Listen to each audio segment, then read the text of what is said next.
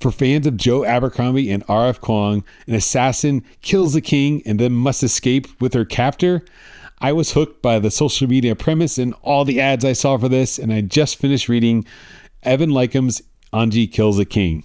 So hello, my name is Zach, and on this channel I mostly review science fiction and fantasy books, but also delve into a little bit of all my other interests like comics, manga, personal development, business, and a little of everything in between. So yes, today I am reviewing Evan Leikman's Anji Kills the King, the first book of The Rising Tide. So I picked this up, again, at the recommendation of social media, seeing this on my Instagram feed and seeing this in where I go for book reviews. And I thought I would give it a shot. And maybe after this and my previous book I read right before this, which was Hamajang Luck, maybe I need to steer away from social media and ads and maybe delve into deeper my usual source, which is Reddit fantasy and Reddit sci-fi about book reviews and book recommendations, because this one was another sort of mediocre book for me. So that's two in a row of kind of misses with Hamajang Luck and now Anji Kills the King.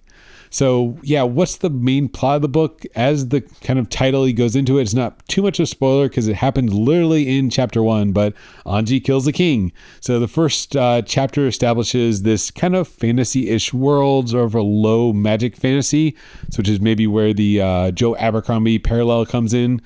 In the first chapter, Anji, who is working in this castle, kills the king. And then she gets captured by kind of a bounty hunter. I'm trying not to be a little too overview-ish of the plot, but she's captured and is taken by the Hawk, who is this mercenary bounty hunter and is on this journey with the Hawk to deliver her as the criminal Anji, the king killer, to for her job of the Hawk, which is the bounty hunter that captured her.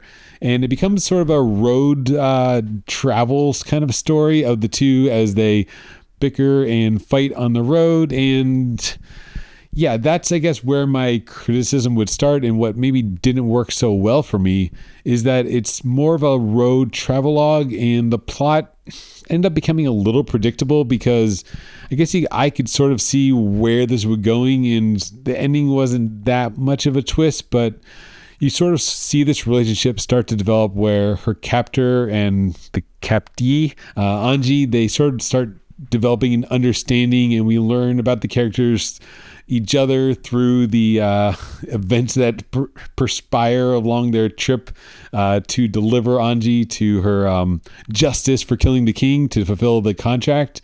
And by the end, kind of what happens as predicted, you kind of see that either Anji is going to join this group that the Hawk, her captor, belongs to. She's going to become another member of the Regalia, or I'm just even forgetting the name, of the menagerie. So she's going to become a member of the menagerie of these, maybe the parallel will be like a Kung Fu Panda group of mercenaries, these famous mercenaries. I say that Kung Fu Panda reference because that's what I was thinking as I was reading this, because Anji, being kind of the young one, she has like figures and she knows and reveres these legendary bounty hunters that has now captured her, the Hawk. So she's puts them kind of on a pedestal, this mythical status. But as I guess kind of expected, maybe this is another kind of the Joe Abercrombie modern style of writing is, of course, they're flawed heroes. They of course don't live up to the legends, and they're just sort of real people. And as they develop this relationship, I sort of saw, okay, Anji's going to become an apprentice, or she's going to become the Hawk. And kind of true to prediction, one of those end up happening by the end when we get to the end of our story here. So it was a bit predictable and a little bit of a just going from set piece to set piece on a journey, which can sometimes work.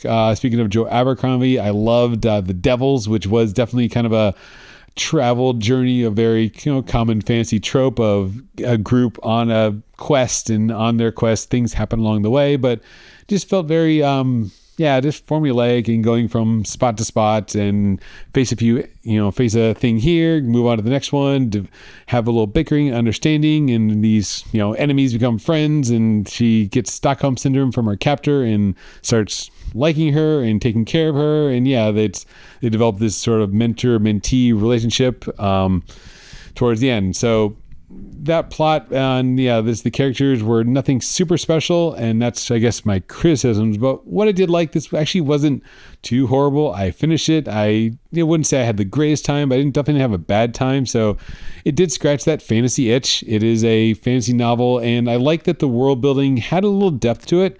So it did feel a bit like a Joe Abercrombie in the sense that the world did feel lived in, and there was like backstory to the characters, and I felt that this was a rich kind of setting that this story was taking place. And I liked the Abercrombie-esque low magic system. So that's what I guess I'll talk about for a second, is how the Hawk, not to give up too much, it's not, I guess, that much of a spoiler, but she has a bit of like, there's like a power/low magic system at work in the world, which reminded me a lot of the First Law trilogy, how it's not like high magic of people shooting spells and using the one power like in the Wheel of Time. It's sort of this like low underlying magic throughout the world, and it has consequences, and there's a bit of kind of rules to the magic system, and we see their effects on the menagerie and how they're kind of using these powers, and that's how they became these legendary group of bounty hunters, the hawk, the bear, and all the other animals. Again, that's the Kung Fu Panda kind of references this group of the menagerie, who are the legendary group of bounty hunters, mercenaries. They're all named after animals, and they all have these kind of low powers, and there's the group. So I did like the world building. I thought it was interesting, and the pacing, which is always a big thing for me, world building and pacing. So the story didn't drag like a long Wheel of Time novel. This did kind of get to the point finally, and nothing really overstayed its welcome on this trip, on this journey. And we move from, again, scene to scene on the journey with relative quickness. So we develop a little character arc, move on to the next one, something happens, move on to the next one. It just kept flowing until we got to our destination. And I guess in typical fashion, some events kind of all cascade a bit together.